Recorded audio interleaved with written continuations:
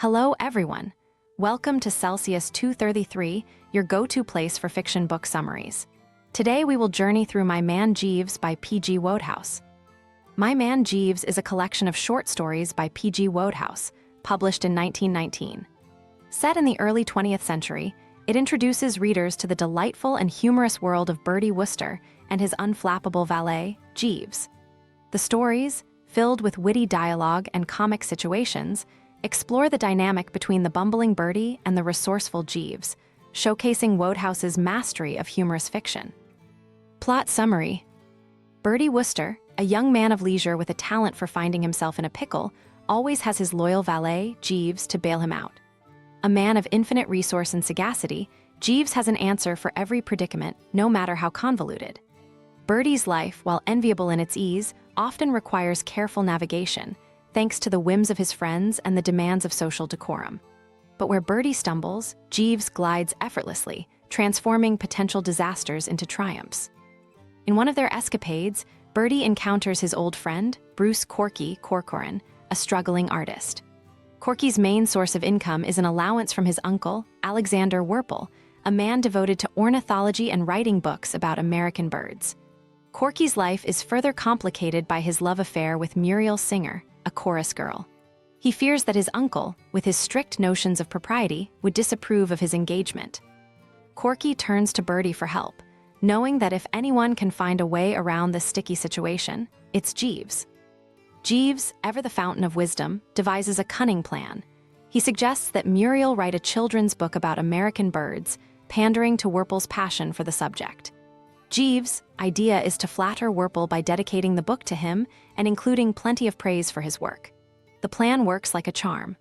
Werpel is so taken by the book and by Muriel's seeming reverence for his work that he takes a keen interest in her, inviting her to dine and talk about birds.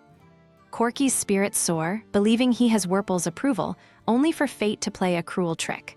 Werpel, thoroughly smitten, decides to marry Muriel himself. Corky is left heartbroken, while Bertie is left to marvel at life's peculiarities. Corky's distress is palpable, and once again, it falls to Jeeves to find a way out of this new mess. With an almost eerie calm, Jeeves proposes that Corky should channel his emotions into his art.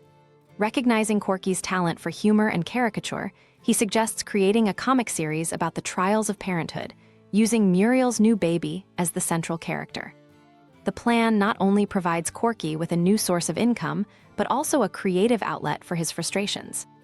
The comic strip becomes an instant hit, turning Corky's sorrow into unexpected success. What seemed like a devastating blow transforms into a career-making opportunity, all thanks to Jeeves' unique perspective on the situation.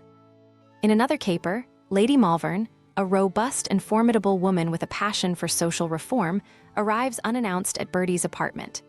She's in town to research a book and plans to travel across America, leaving her son Wilmot, affectionately known as Maudie, in Bertie's care.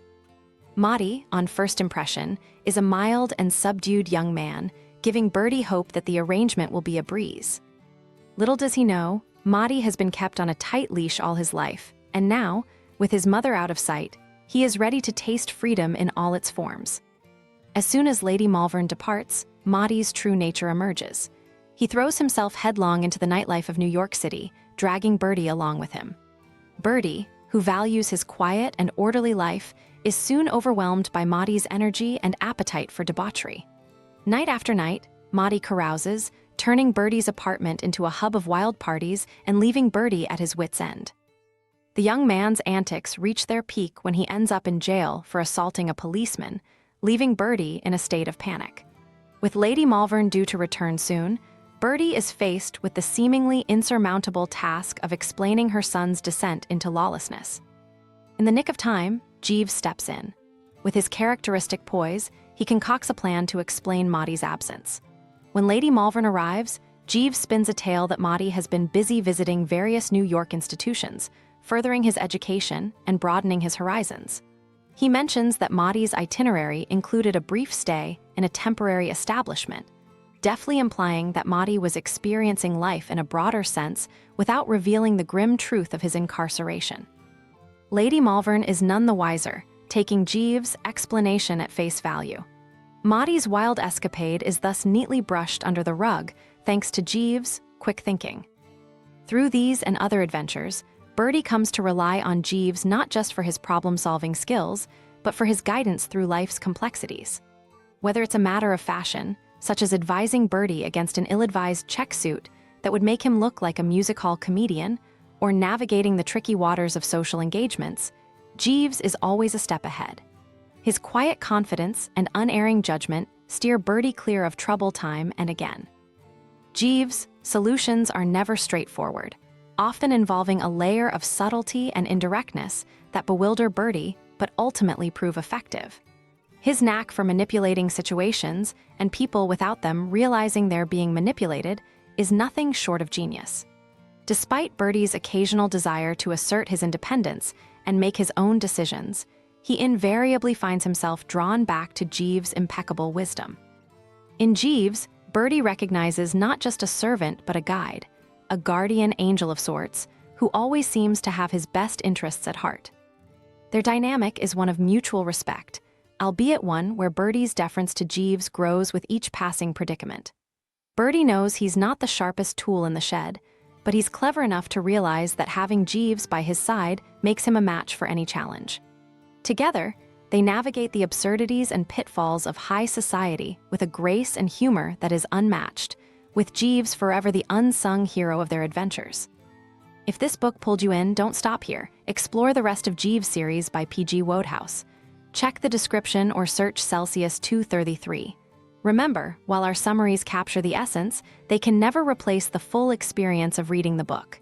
If this summary intrigued you, consider diving into the complete story, buy the book, and immerse yourself in P.G. Wodehouse's original work. Bye-bye, take care, have fun.